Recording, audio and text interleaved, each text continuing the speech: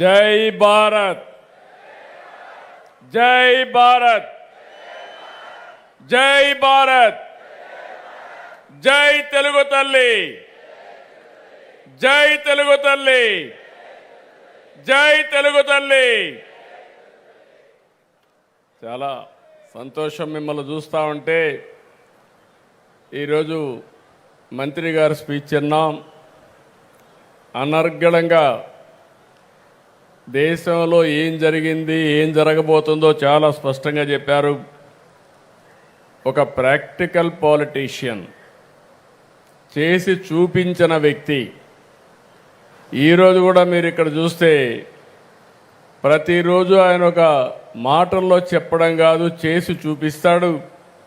ప్రతిరోజు ఒక చెట్టు పెడతాడు. చాలామంది మనం గుర్తుపెట్టుకోవాలి.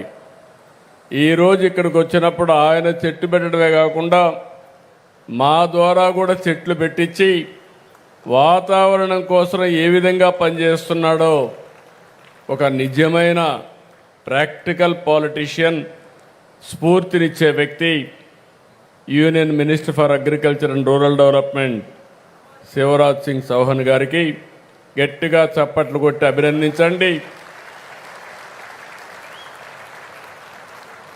Union minister of state for heavy industries and steel Bhupathiraju Srinivas Varma గారికి, గౌరవనీయులు union minister of state for communication and rural development Pemmasani Chandrasekhar garu, BJP రాష్ట్ర అధ్యక్షులు, ఈ కార్యక్రమాన్ని చాలా సమర్థవంతంగా అందరినీ కలుపుకొని బ్రహ్మాండంగా నిర్వహించినటువంటి పివిఎన్ మాధవ్ గారికి,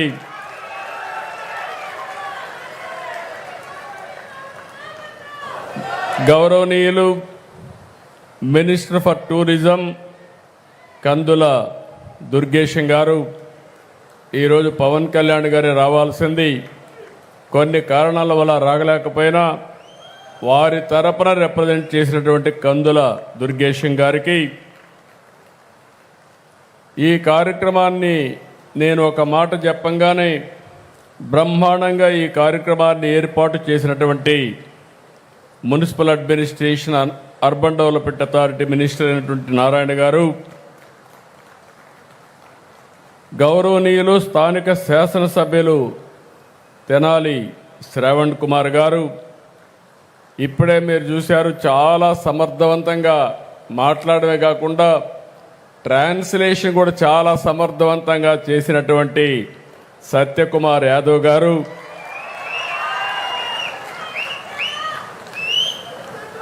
state general secretary BJP Madhukar గారు. చాలామంది పేర్లున్నాయి. ఇప్పటికే చాలా ఆలస్యమైంది. మీ అందరికి కూడా ఆకలేస్తూ ఉంటుంది. అందరి మారిగా నేను కూడా ఎక్కువ ఇబ్బంది పెట్టకుండా వీళ్ళని తొందరలో కంప్లీట్ చేయాలనుకుంటున్నాను. అలాంటి ఈరోజు గౌరవ పార్లమెంట్ సభ్యులు, గౌరవ శాసన సభ్యులు, శాసన మండలి సభ్యులు, వేదికపై నుండే ప్రజాప్రతినిధులు, అదే మరి ఈ కార్యక్రమానికి వచ్చినటువంటి బీజేపీ, తెలుగుదేశం, జనసేన నాయకులు, కార్యకర్తలు, ఈ ప్రాంత రైతులకి, సోదరి మండలందరికీ పేరు పేరున మనస్ఫూర్తిగా నమస్కారాలు, అభినందనలు, స్వాగతం, సుస్వాగతం. ఈరోజు ఒక చరిత్ర, ఒక యుగ పురుషుడు పుట్టిన రోజు, శత జయంతి ఉత్సవాలు జరుపుకుంటున్నాం. అది కూడా ఎక్కడ జరుపుకుంటున్నామంటే దేవతల రాజధాని అమరావతి అయితే ప్రజా రాజధాని ఈ అమరావతిలో జరుపుకుంటున్నాం. చాలా సంతోషపడుతున్నాను. నాకెప్పుడు ఒకే కోరిక, దేవతల రాజధాని ఏ విధంగా ఉందో మనం ఊహించుకుంటున్నాం. అందులో ఒక నమూనాగా ఈ అమరావతి ప్రజా రాజధానిగా ప్రపంచం మొత్తం గుర్తుపెట్టే విధంగా చేయడమే నా ఆలోచన, నా ధ్యేయం దానికోసమే పనిచేస్తున్నా. మొట్టమొదటిసారిగా ఇక్కడుండే రైతుల్ని, ఈ ప్రాంత రైతుల్ని మనస్ఫూర్తిగా అభినందిస్తున్నా. ఈరోజు శత జయంతి ఉత్సవాలు ఇక్కడ జరుపుతున్నామంటే ఒక స్ఫూర్తిదాతలైనటువంటి రైతులు ముందుకొచ్చి ప్రపంచంలో ఎక్కడా జరగలేదు. 33,000 ఎకరాల భూమి, 29,000 మంది రైతులు ఒక్క రూపాయి తీసుకోకుండా ఆ భూమిని ల్యాండ్ పూలింగ్లో ఇచ్చారు. అంటే ఎవరు ఈ ప్రపంచంలో చేయలేదు. అలాంటి స్ఫూర్తి ఇచ్చినటువంటి రైతాంగానికి మరొక్కసారి శిరస్సు వంచి నమస్కారాలు తెలియజేస్తున్నా.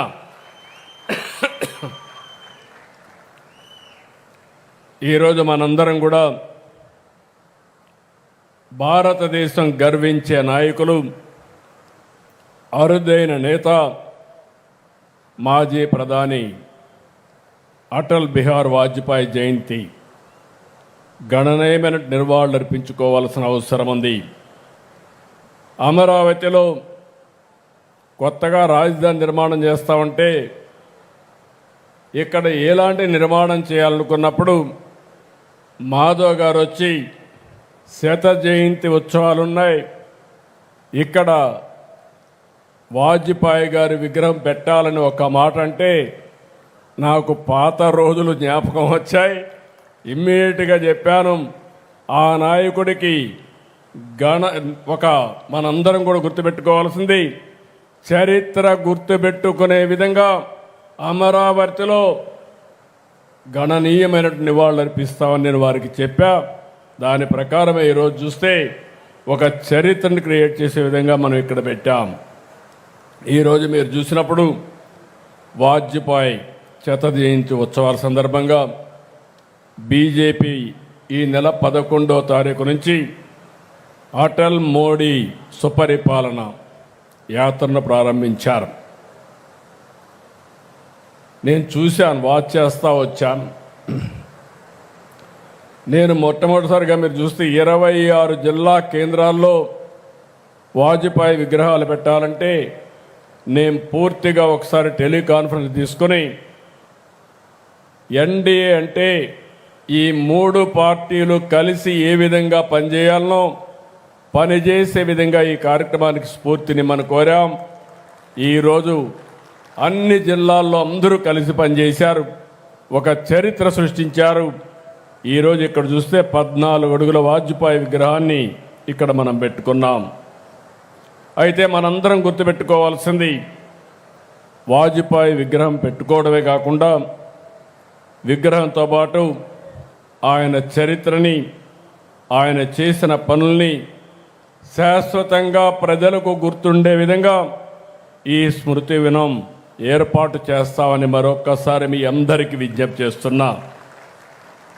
దేశానికి సుపరిపాలన పరిచయం చేసిన నాయకుడు వాజ్పేయి గారు.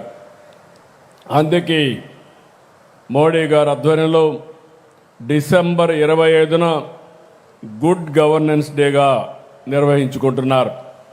నేను చాలామంది నాయకులను చూశాను, కానీ ఆ రోజు వాజ్పేయి గారు, తర్వాత ఈరోజు మోడీ గారు విశిక్షణమైనటువంటి లక్షణాలు ఉండే నాయకత్వం, చరిత్ర తిరగరాసే నాయకత్వం.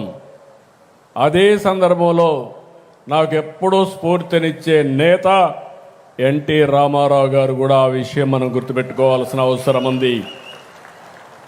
ఈరోజు మనందరం ఒక్కసారి చరిత్ర ఆలోచిస్తే నాయకులు ఏ విధంగా చరిత్ర తిరగరాస్తారో ఒకసారి నెమరు వేసుకుని మళ్ళీ మనం ముందు పోగలిగితే తిరుగుండదు. మొట్టమొదటిసారిగా ఈ దేశంలో వాజ్పేయి గారి నాయకత్వం. ఆ తర్వాత మీరు ఆలోచిస్తే యాంటీ కాంగ్రెస్ సెంటిమెంట్కు బీజం వేసిన వ్యక్తి నందమూరి తారక రామారావు గారు అని చెప్పి కూడా నేను మీకు తెలియజేస్తున్నా. ఎప్పుడు కూడా ఎన్టీ రామారావు గారు, వాజ్పేయి గారు చాలా చనువుగా ఉండేవాళ్ళు. ఎన్టీ రామారావు గారిని 84లో ఆ రోజు కావాలని కేంద్రం ఇందిరాగాంధీ గారు ప్రభుత్వాన్ని రద్దు చేస్తే ముందుండి నడిపించిన వ్యక్తులు అద్వానీ గారు, వాజ్పేయి గారు అని చెప్పి కూడా మీకు గుర్తు చేస్తున్నా.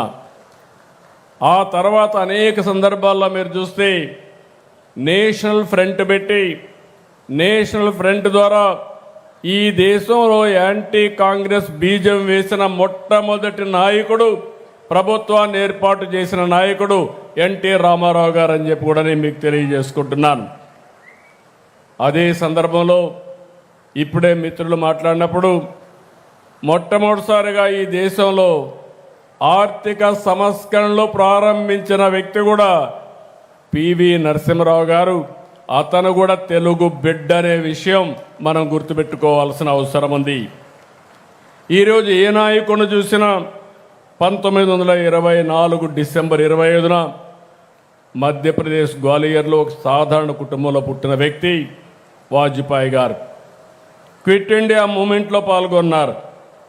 జనసంఘ్ బీజేపీ నుంచి 10 సార్లు లోకసభకు, 2 సార్లు రాజ్యసభకు ఎన్నికయ్యారు. అంటే సుదీర్ఘ రాజకీయ చరిత్ర. ఇంకొక పక్కన మీరు చూస్తే ఆయన తిరుగైన నాయకుడే కాకుండా అద్భుతమైన కవి, అంతకు మించి ఒక మంచి మానవతావాది అని చెప్పి కూడా నేను మీకు తెలియజేస్తున్నా. ఆయన జీవితంలో ఆయన ప్రధానిగా ఉన్నప్పుడు నాకంటే సన్నిహితంగా ఉన్న వ్యక్తులు కనపడరు. నేను చాలా సన్నిహితంగా ఆయనతో ఉన్నాను. ఆయన చేసే ఆలోచనలు తెలిసిన వ్యక్తిని. ఈరోజు ఈ దేశంలో ఆర్థిక సంస్కరణల తర్వాత దేశ ప్రగతికి ఒక స్ట్రాంగ్ ఫౌండేషన్ వేసిన వ్యక్తి అటల్ బిహారీ వాజ్పేయి అని చెప్పి కూడా నేను మీకు తెలియజేస్తున్నా. ఈరోజు మనకు గుర్తుండాలి, ఈరోజు నేషనల్ హైవేస్ పైన మనం తిరుగుతున్నాం. నేను ముఖ్యమంత్రి అయిన తర్వాత చూశాను, మన రోడ్లు అధ్వానమైన పరిస్థితిలో ఉన్నాయి. నేను ఒకసారి మలేషియాకి వెళ్ళాను. చిన్న దేశం, 2 కోట్ల జనాభా, ఈస్ట్ వెస్ట్ కారిడార్ ఉండేది, 8 లేన్ రోడ్. అది చూస్తే నాకు అసూయ వచ్చి వాజ్పేయి గారి దగ్గరికి వచ్చి, చిన్న దేశం బ్రహ్మాండమైన రోడ్డు వేశారు, ఇంత పెద్ద దేశం మనం ఒక రోడ్డు వేసుకోలేకపోతున్నాం అంటే ఇమ్మీడియట్గా అందరినీ పిలిపించి గోల్డెన్ క్వాడ్రిలేటరల్ రోడ్డు వేయాలంటే దాన్ని మొట్టమొదటిగా ప్రారంభించింది చెన్నై తడ. అది మన రాష్ట్రంలో ప్రారంభించడం నేను గర్విస్తున్నానని చెప్పి కూడా నేను మీకు తెలియజేస్తున్నా. ఈరోజు మీరందరూ ఫోన్లు వాడుతున్నారు. ఒకప్పుడు నేను ఫోన్ విషయం మాట్లాడితే చాలామంది ఎగతాళి చేసేవాళ్ళు, తిండి కావాలన్నా ఫోన్ కావాలన్నా అని. అలాంటిది డీరెగ్యులేషన్, ఎంత కష్టమైనా డీరెగ్యులేషన్ తీసుకొచ్చారు. ఈరోజు భారతదేశం, ప్రపంచం మొత్తం నాలెడ్జ్ ఎకానమీలో ముందుకు పోతున్నామంటే నాలెడ్జ్ ఎకానమీకి బ్యాక్ బోన్ టెలికాం సెక్టర్. అలాంటి టెలికాం సెక్టర్ని తీసుకొచ్చిన వ్యక్తి, డీరెగ్యులేషన్ ప్రారంభించిన వ్యక్తి వాజ్పేయి గారు. ఇంకో పక్క మీరు చూస్తే ఆ రోజు వాజ్పేయి గారు టెలికాం డీరెగ్యులేషన్ ప్రారంభిస్తే ఈరోజు నరేంద్ర మోడీ గారు బిఎస్ఎన్ఎల్ ద్వారా 4G ఇన్నోవేట్ చేశారంటే అది నాయకుల యొక్క గొప్పతనం అని చెప్పి మరొకసారి మీ